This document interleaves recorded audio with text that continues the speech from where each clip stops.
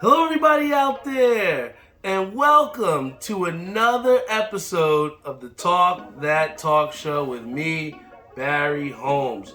We are here for episode 191 of the Talk That Talk Show, and I hope you enjoyed our guest host last week, Tyree Holmes, who did an amazing job. I think in episodes past, I really do enjoy listening back to some of the old episodes and really just taking a look at some of the things that I've been doing as far as back in previous episodes to see what has worked and what kind of hasn't worked. But I wanted to try and switch things up, and we had a really good reception as far as the last episode. So I want to thank everybody that tuned in to episode 190 because I really enjoyed being on the other side of the mic and getting to see my brother, who I don't really see too often. Seeing him being behind the camera, kind of letting go and being able to, see him enjoy it. It was pretty fun, man. And I want to try and do things more like that in upcoming episodes, where just try and do different things, especially leading up to episode 200, which we have in a couple, pretty much. We got 9 episodes until then, so I want to really bring home the point of, the end goal isn't 200 episodes, but really, just a celebration of a milestone. I feel as though, when we're working or, in times where things kind of aren't exactly going our way, we kind of tend to lose sight of, the bigger picture or the direction that we're trying to go in. And really, over these past couple weeks, I've really just been grinding really hard at my job, also with just trying to continue on with not being complacent with my job search. So really, I've just been putting my nose to the grindstone and not really taking any excuses and letting those cloud my head. And I really would like to thank my girlfriend Ashley, because what she's done has been a partner for me with going to the gym. And I know a lot of times when we talk about New Year's resolutions and we say about how sometimes those they kind of don't last the whole time. Sometimes we say we have a New Year's resolution and it'll just go away because we kind of lost sight of where we were trying to go with it. And I just feel as though, with incorporating this workout regimen into my routine, it's really helped me both physically and mentally. I feel as though for a lot of times, especially in the past, I made the excuse that work or bowling or the 2 jobs were hindering my ability to try and hit the gym. And really, when I just decided to, take no, not take no for an answer and not make excuses, I found myself making time. So, my overall message, whether it be, for me, it's been my physical fitness.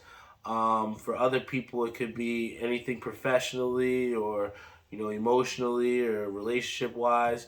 But I think that the biggest thing that's kind of helped me over this past week or 2 weeks since I've really made a commitment to hitting the gym hard has been, not to make excuses, but just to make time. I think that for things that we're passionate about or things that we really want to entertain, we will make the time for those things.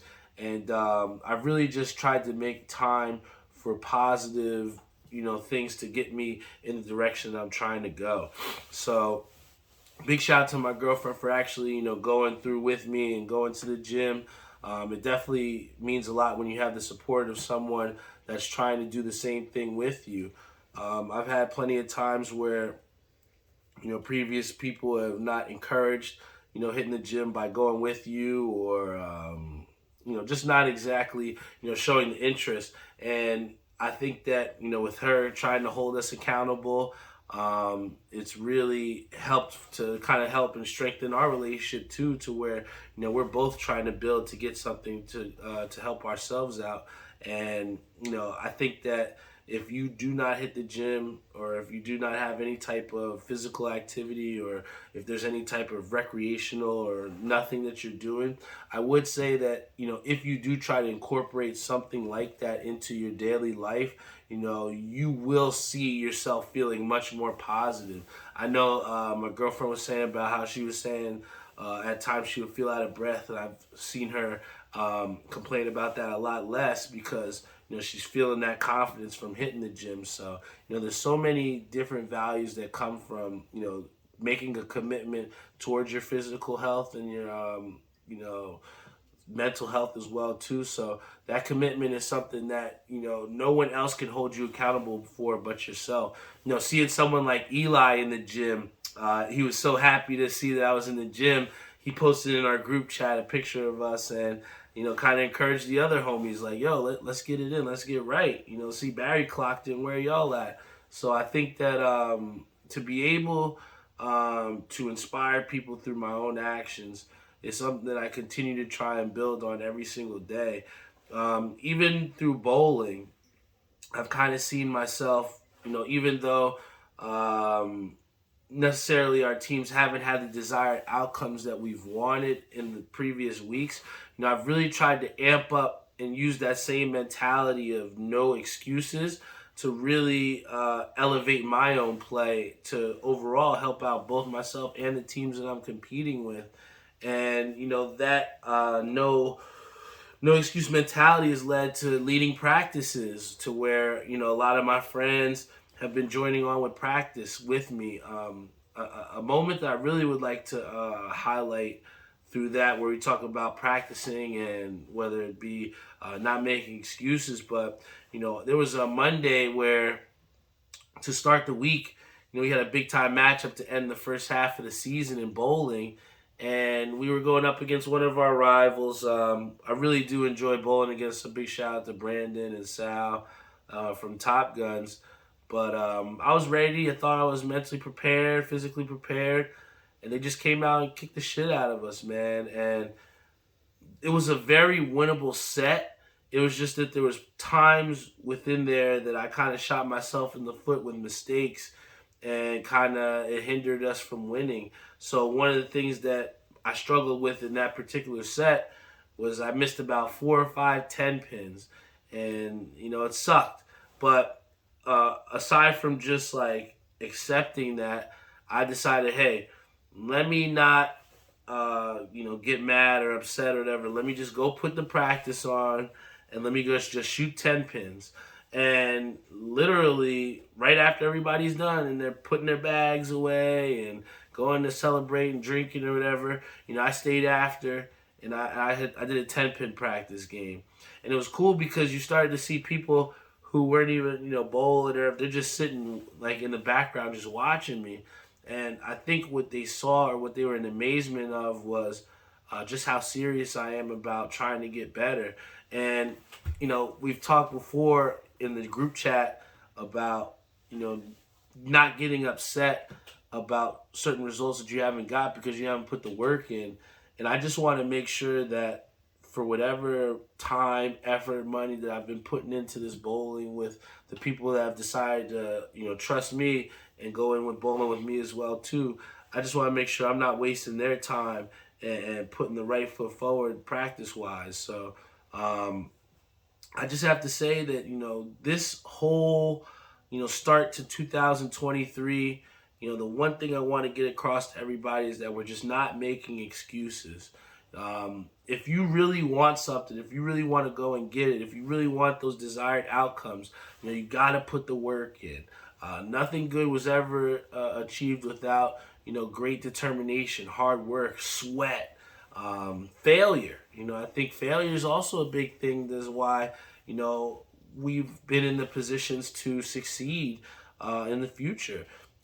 There was a moment Saturday where we were going up against the number 2 team in the league, and they had kicked the shit out of us for the first 2 games.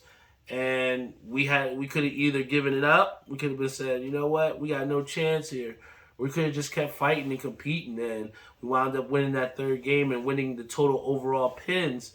So we actually won, even though we had lost 2 out of 3. And I love those types of games because it takes an immense amount of comeback. You have to have something within you, some strong desire to not die, to not fail. And that desire really pumped through us on Saturday. But I wouldn't think that I would have had the confidence to succeed for the team that I was subbing for had it not been for the failure of Monday night, because that Saturday night I didn't miss a single 10 pin.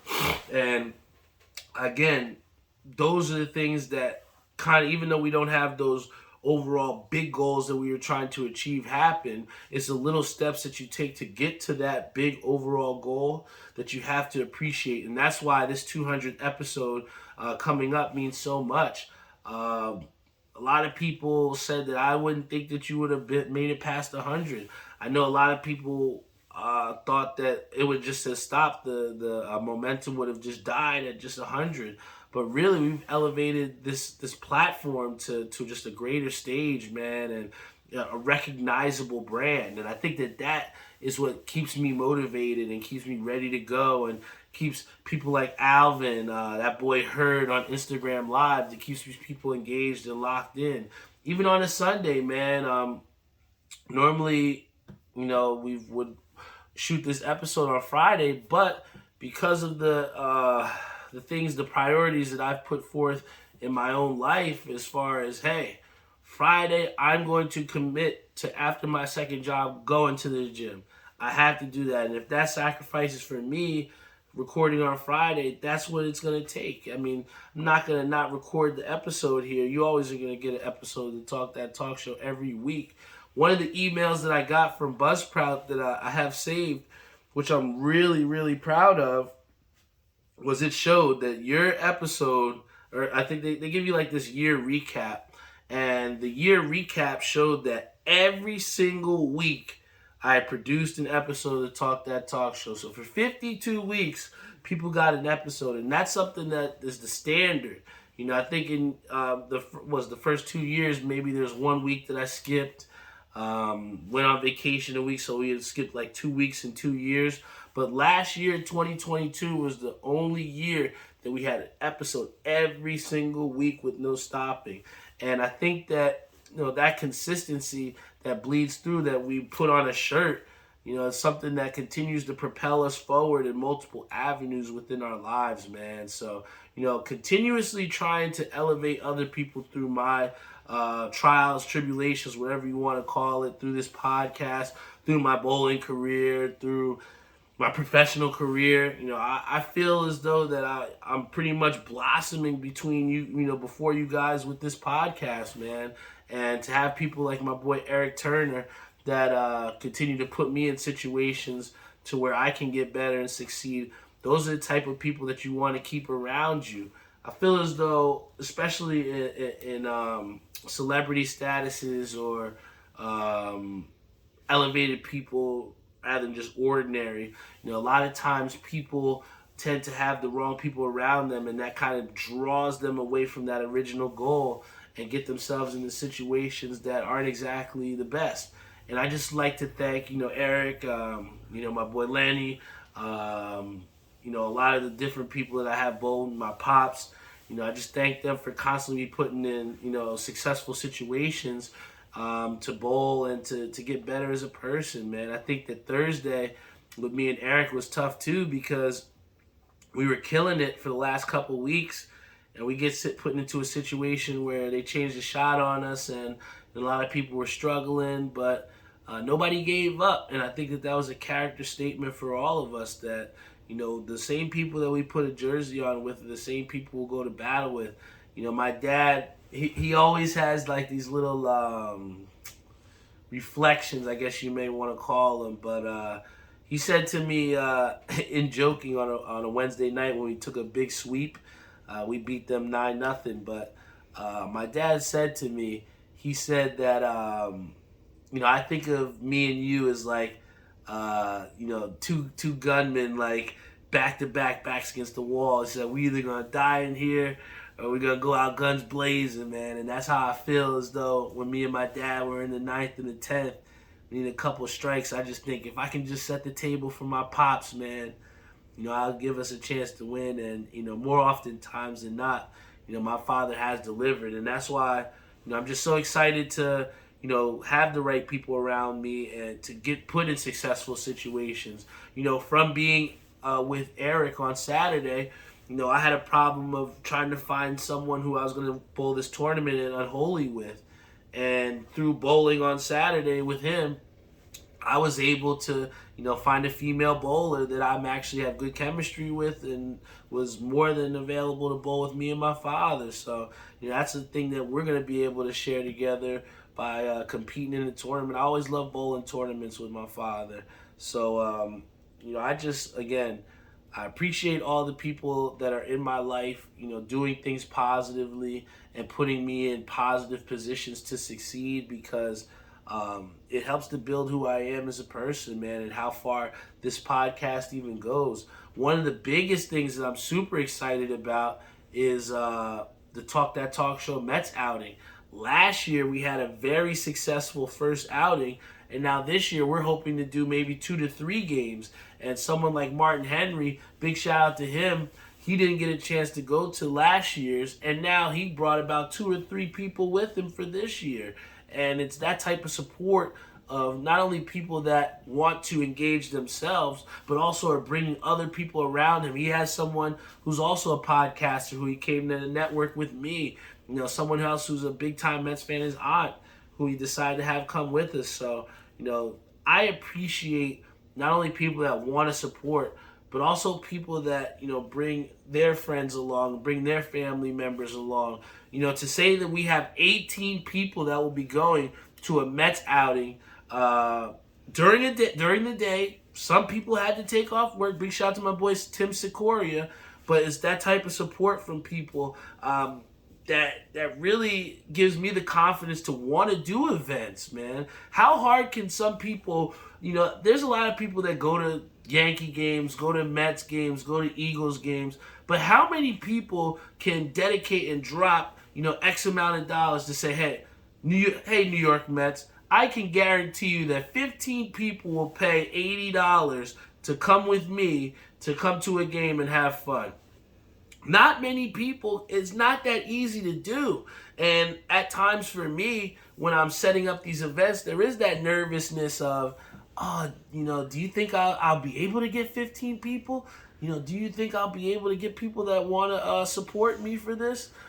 Even our Nationals trip, something that I've, taken the reins on and organizing, to where we're going to be going to Reno with 11 to 13 people all the way across the country and organizing this event. It's nervous trying to ask people for a good amount of money when people work hard. People have different things that they have to do.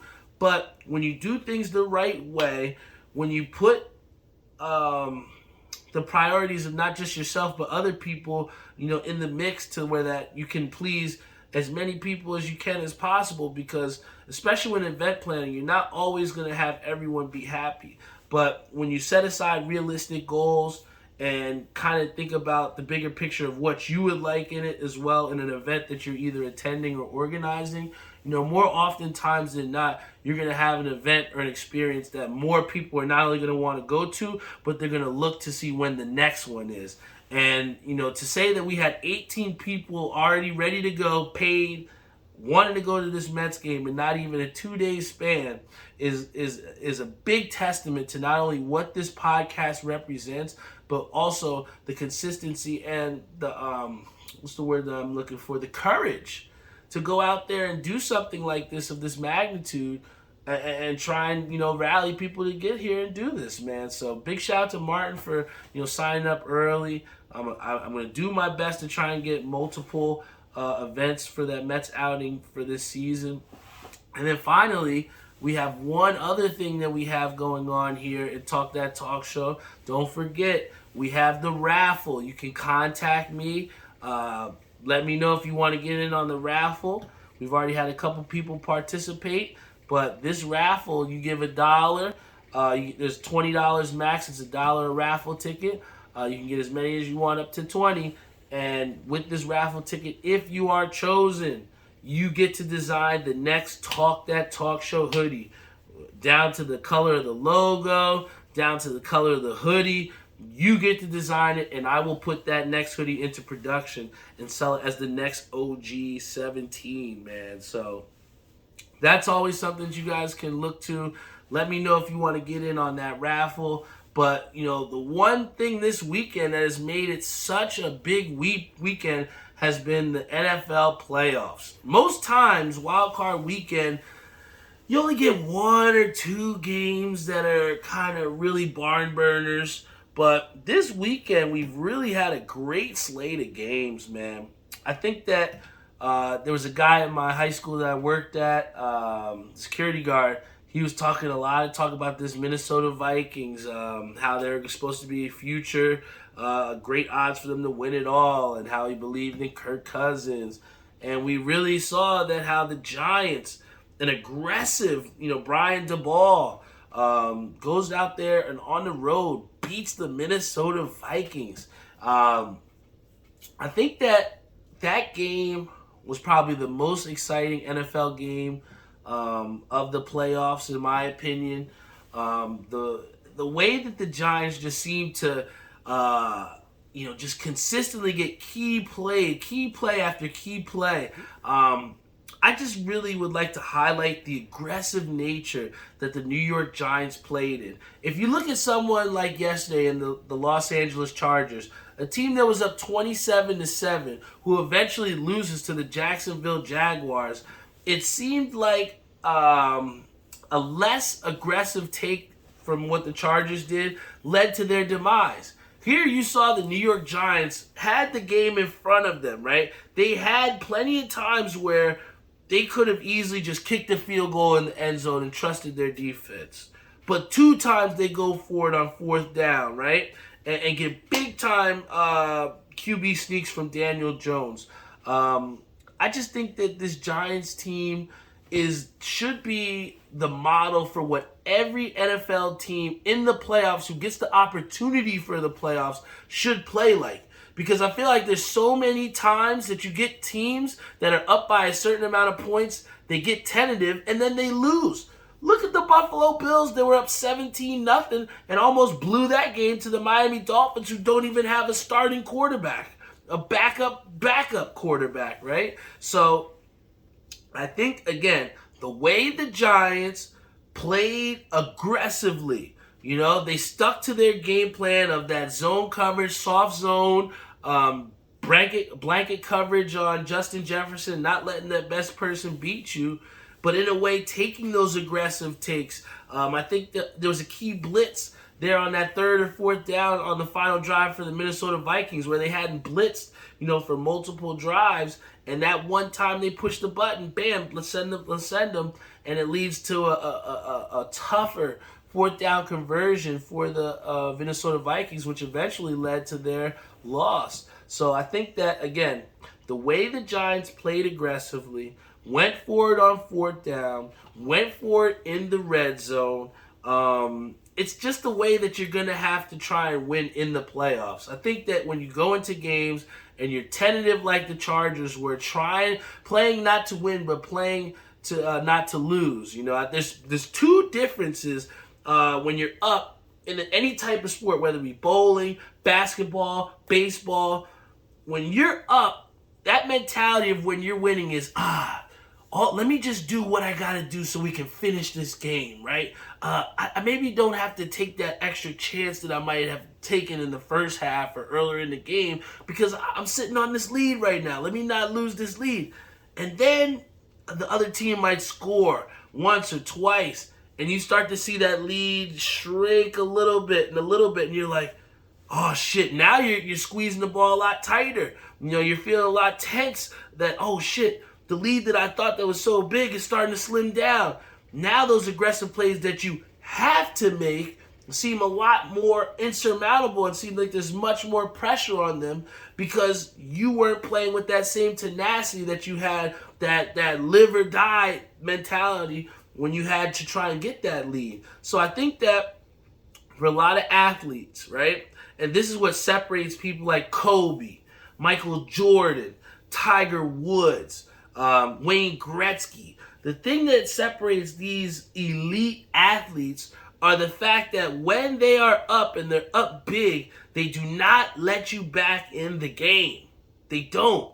When you look at these people that are trying to get to be elite, the people that are trying to get to the upper echelon athletic, whatever, Mount Rushmore you want to call it, Those are the people that tend to struggle in closing games. You see that they blow a couple leads here and there. And that is what that mentality stems from, is just, hey, let me not go and grab that, try and win, try and secure that. But, I'm just going to try and not lose this for right now. And I think there's a big difference, and that's the difference between, playing to win and playing not to lose. And the New York Giants, from what they showed me in that performance, was that in the playoffs, you have to play to win the game. You don't play to not lose the game.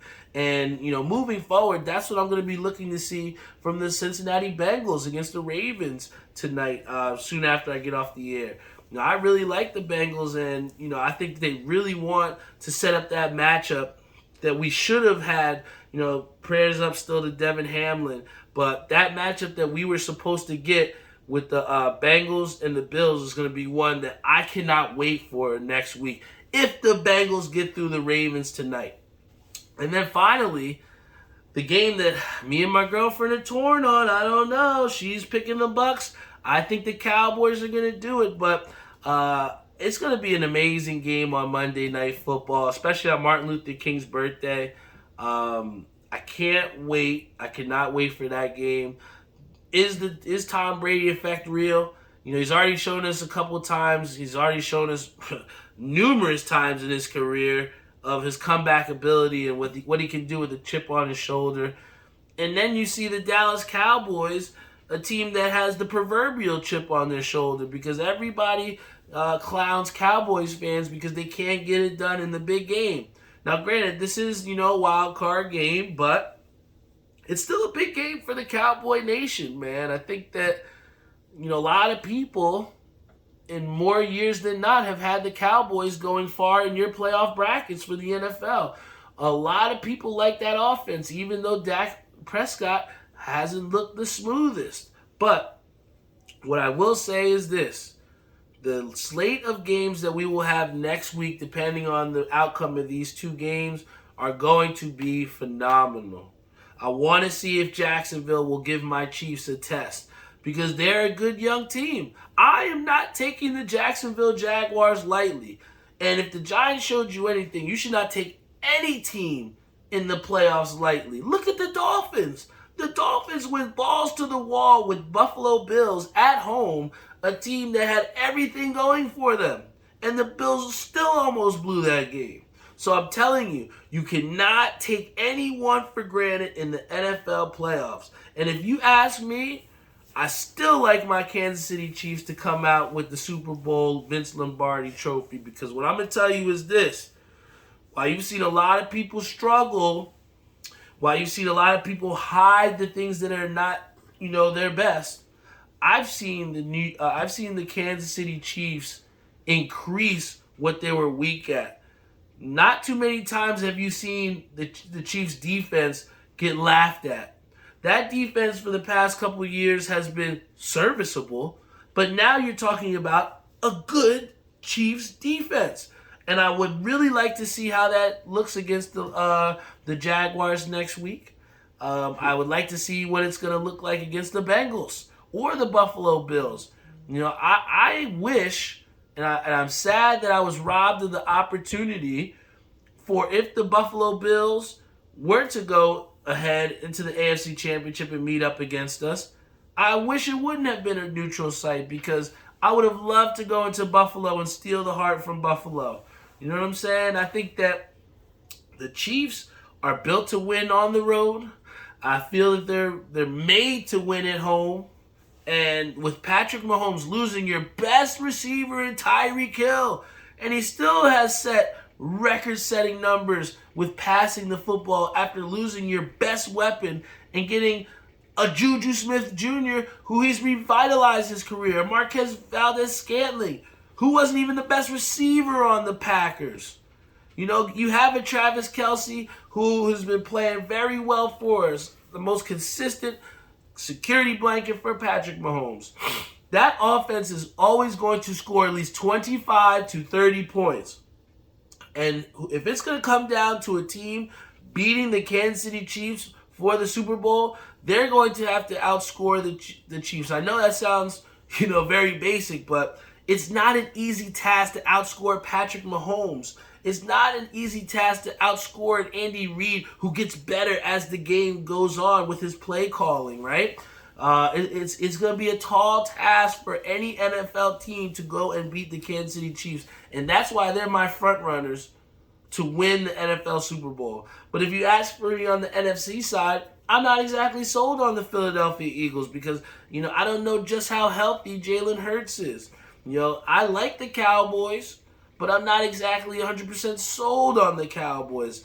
But I do 100%, I am sold on the San Francisco 49ers. For the same reason that we were talking about the Miami Dolphins and how they have a backup's backup quarterback, that's what the San Francisco 49ers have. You lost Trey Lance. You lost Jimmy Garoppolo. And now you got a Brock Purdy who's balling. Everything that he's been asked to do, he's done for the 49ers. And in a playoff game where they were down 17-16, he ends up helping that 49ers offense to score 41 points. That is an offense that's going to be fucking dangerous, man. And if you talk about what I would like to see and would not like to see, is maybe a Super Bowl rematch between the 49ers because that team plays defense. They can get into a defensive battle with the Chiefs. And at the same time, they have the offense with a Christian McCaffrey, with a healthy Deebo Samuel. Did you see Deebo? Deebo's running all over that field coming back, against them. Again, no disrespect to the Seahawks because they did great this season. They had a great season. But the 49ers, in my opinion, in losing their two quarterbacks and losing Deebo Samuel for most of the year and not even having a Christian McCaffrey for most of the year who they required midseason, they've just progressively gotten better. And I still don't think we've seen the best 49ers team this season yet. So I think that they're the Chiefs' biggest danger to, potentially being Super Bowl champions. But again, don't sleep on the New York Giants, man. I'm telling you, from what I saw today against the Minnesota Vikings, I saw a team that did not give a fuck about anything. I saw a team in Saquon Barkley who was stopped 2 yards before the goal line and willed himself to the go-ahead touchdown. I see a team in the New York Giants that's going to be a dangerous out. I do not think that by any stretch, the only people that are super excited to play the New York Giants are Philadelphia Eagles fans because they don't have to go out there and fucking tackle. I'm telling you what, that is a dangerous game for the Philadelphia Eagles because we always say it in whatever sport it is too. It is hard to beat a team 3 times in a row. The Eagles took the first 2, but it's so hard to beat a team 3 times in a row. And I do think, don't get me wrong, I don't want to put aside what the Philadelphia Eagles have done because they've had a great season. They should win this game. But I tell you what, if the Philadelphia Eagles sleep on the New York Giants, they will be at home crying their eyes out because the Giants are for real, man. Daniel Jones running that football, Saquon Barkley running that football, a bunch of no-name receivers out there catching phenomenal pass. I mean, that one guy, he had about 8-9 catches, and I don't even know who that dude was, man. He was out there balling. I'm telling you, the defense with Thibodeau, a guy who gets his hand stepped on, still goes hard, tackling every time. Dexter Lawrence up the middle has created havoc for those, quarterbacks. Adoree Jackson, somebody who's been playing great on the outside corner. All the major holes for the Giants that we would always talk about have been, the main struggles have all of a sudden been fixed. I mean, Daniel Jones, we talked about even when I would cover those games back, pre-COVID. Daniel Jones is probably one of the most sacked individuals in the NFL. And what we've seen, like I said, in that playoff game, he got sacked, but he didn't get sacked that much. And I'm telling you, if the Philadelphia Eagles do not take the New York Giants seriously, that will be my upset pick for next week. I'm telling you, because I saw the Minnesota Vikings did not take the Giants seriously. They did not take the Giants seriously. And that's why they will be at home watching the divisional round when they had a home playoff game and won more than 12 games, in the season. The NFL playoffs are so exciting, guys. Let's put it this way. I'm excited. I had tickets to the New York Knicks tomorrow for MLK. Big shout out to my mom for a Christmas present. Best Christmas present ever.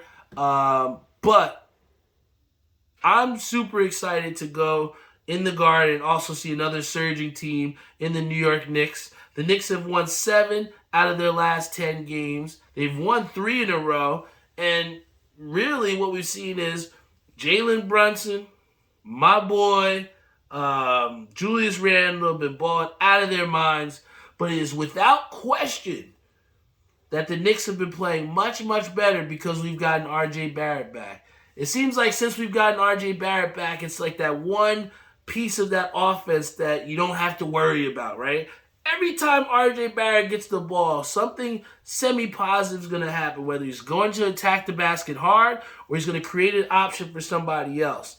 And, MLK Day basketball is always reserved for the New York Knicks. It was one of my most favorite days that I love to work as media when I worked for the Knicks. And I'm just excited to go as a fan. We kind of splurged by going, 200 level. We're always sitting up in the 400 seats. So I'm excited to, watch my New York Knicks, on a day that we have off. Don't have to work the second job. Don't have to bowl. Got a sub. Big shout out to Ernie Lucas for subbing for me. I feel like I got Michael Jordan coming to sub in my rec league game or something, It feels good to have someone of that high caliber to sub for me in my absence. And I get to just sit back and enjoy some New York Knicks basketball, something that I'm really looking forward to. But I can't wait until I get home from that to turn on that NFL playoff game between the Bucks and the Cowboys, because I think that has the makings to... If this, Vikings-Giants game finished the way it did, I can only imagine with the drama of how the Cowboys-Bucks game is going to finish, man. We have Brienne who says, "Go Birds." That is making sure we don't kick our own ass with penalties. We do know that the Eagles do get penalized a lot too. And she said, "That's awesome. Hope you have a great day, dude. You deserve it." Thank you so much, Brienne. We have Ish who's on here. He said, "Eagles better not sleep." We got Jeff who says, "Brock Purdy's got that dog in him." He definitely does.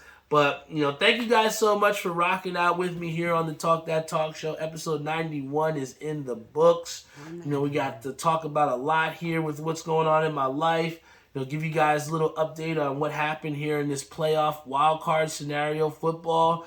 A lot to be excited about here with these last couple weeks to come leading up to the 200th episode. Make sure if you didn't get a chance, get yourself a raffle ticket, all right? They're only $1. You can't get more than 20, but you can still get a raffle ticket if you do win the raffle. Again, you get a chance to not only get yourself a free Talk That Talk Show hoodie, but you get to design the next Talk That Talk Show hoodie that gets released. Whatever color you want, whether it be fucking pink with green, I don't care. You know what I'm saying? You can decide what this Talk That Talk Show hoodie will be like if you win the raffle. And then finally, thank you to everyone that registered for our Talk That Talk Show Mets outing. May 1st, we're going to have a great, great time. The way that sold out so quickly, it just really encourages me to maybe do another 2 before the end of the season, because we got to see him play the Phillies. I got to give Brienne a chance to see the Mets beat the Phillies. Come on, Brienne. We were supposed to do this a year or 2 ago, so maybe we can have you on board to getting the Philly support up there too. But I feel like I'm the most blessed person in the world, guys. I have people that consistently rock out with me on this Talk That Talk Show. People that support with the merchandise. People that tell friends. Have encouraged people to come to my outings, my events. You cannot fake support. A lot of people can kind of mass support through different, non-organic ways. But I feel as though I've really built something that's sustainable because it's been organic.